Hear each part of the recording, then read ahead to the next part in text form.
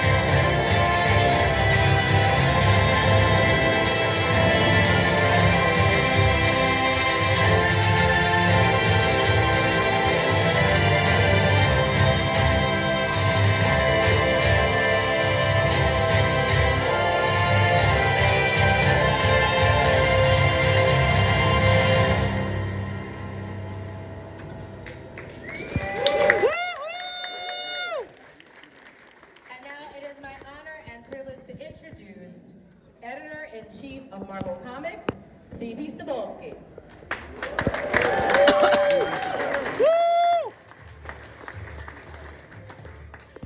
Hello, everybody. Can you hear me all right? Yeah. All right. Well, thank you for coming. It's a pleasure to see you all here. I really can't see you because I'm blinded by these lights, but I know you're all here. My name is B Cebulski, and I am the Editor-in-Chief of Marvel Comics. I am nowhere near as comfortable or talented as Angelique in public speaking.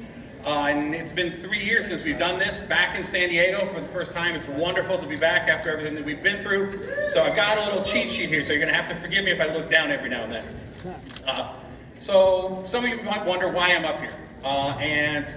To put it simply in terms that people might understand is, I have the honor of walking in the footsteps of Stan Lee.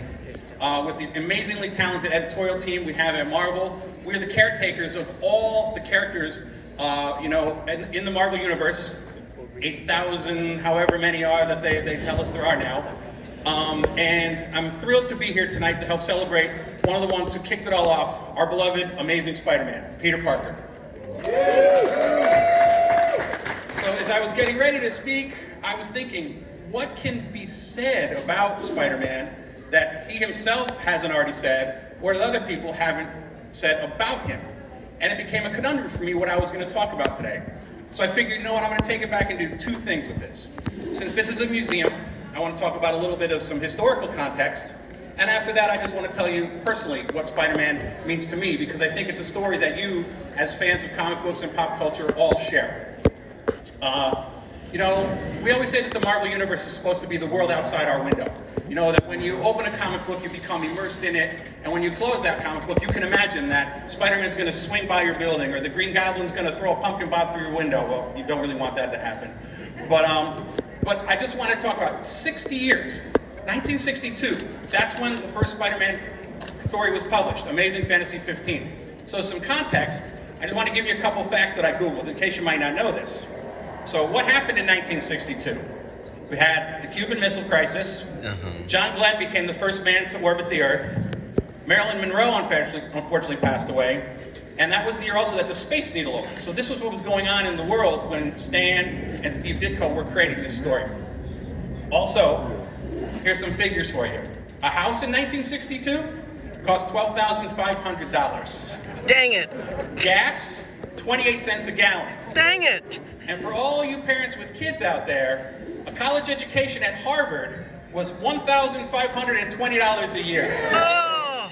So, to go to another Marvel family, I bet a lot of you wish you had Dr. Doom's time platform so you could go back and get these prices again. But anyway, in the midst of all this, out comes Amazing Fantasy 15 for 12 cents. And this was the story where Spider-Man made his debut. And then I tried to put it in a personal context for me. I said, all right, I was born in 1971, not to age myself there. I said, wow, so I'm only 9 years younger than Peter Parker, if you think about it that way.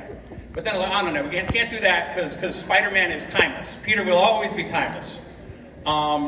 And so I put myself back in the shoes when I first discovered Spider-Man in the mid-70s. And I'm sorry, Peter, gonna come out here and say this. Spider-Man was not my favorite character. And I know we're here, but look, the story has an ending. I'm gonna get there, all right? So, I loved the Spider-Man comics. I read them. I love his cast of Rogues Gallery, his cast of characters. I love the Rogues Gallery. I like everything about Spider-Man books. I love Spider-Man and His Amazing Friends on TV was at that time too. I'm sure a lot of you watch that show. But I just never found Peter as relatable as I did some of the other Marvel heroes. I mean, that's what the Marvel heroes are about. They pull off their masks and their costumes, and they're real people. They're everyday people like us. They're supposed to be relatable. Our characters are inspirational and aspirational. We want to be like them. But for some reason, as much as I love Spider-Man and his adventures, I never associated myself with him in that way.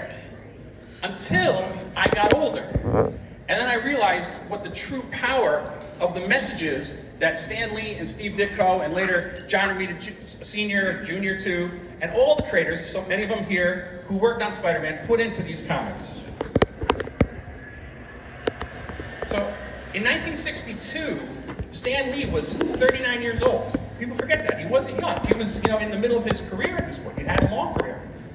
And he was a husband, he had a kid, and he had a burgeoning, very successful comic book line. And he was juggling a cast of, not just characters, but in the bullpen, a number of different writers that he was going to have to feed. And it was his responsibility to make sure that these comics came out on time, they were the best stories possible, and the quality stayed up. Plus, it was his job to make sure that his staff was taken care of. And it struck me at some point. Every writer puts a piece of themselves into the comic. And I can't go into Stan Lee's mind and think about what he was thinking back then. But as Steve Ditko was drawing those pages, and as many of you know, you can see them up here on the screens, it was a different art style for comics back in the day. It was a little more lanky, a little more quirky. It was, uncomfortably beautiful. And Spider-Man's origin story that Stan was telling was a tragic one. And back then when comics were made, it wasn't like a screenplay. Stan would just write, here's what's gonna happen. The artist would draw it, and then they'd go and they'd put in the dialogue afterwards. So I always had this image in my head that when Stan got those pages from Steve Ditko, and he looked at it, and he looked how sad it was, he put a piece of himself in there, and it kind of took the wind out of him, and he realized what this story and what he was creating with the Fantastic Four, Journey and Mystery, and other characters were, that with great power, there must also come great responsibility, was a message that he was sending to himself. And in that comic, in that story, it came through the words of the narrator. At that point, it wasn't attributed to Uncle Ben just yet, that came later. But this is what really hit me and struck me, the power of those words. So here I am now, many years later, finding myself in a similar role to what Stan had. I have a staff to take care of, I have the fans to think about. We have these beautiful characters that we have to continually pushing forward. We have to make sure that every comic is someone's first comic, and that new readers are going to be here and come in and love these characters as much as we do. And it was when I was talking to Spider-Man editor Nick Lowe one time, and we were talking about with great power there must also come great responsibility. He reminded me, there's also another saying that doesn't get brought up as much, but it's Peter Parker's motto: when he gets knocked down, he gets back up. Nothing stops Spider-Man. When the odds are against him, be it in his personal life or against heroes, he's always going to get back up. And it's that resilience, I think, that makes Spider-Man so relatable and so eternally timeless in all his stories. And that's another lesson that I've come to learn from Spider-Man. And it's why Spider-Man now, through who he is and what he has become on the world stage, is so inspiring for me. So, in closing, with great power there must also come great responsibility. When you get knocked down, get back up.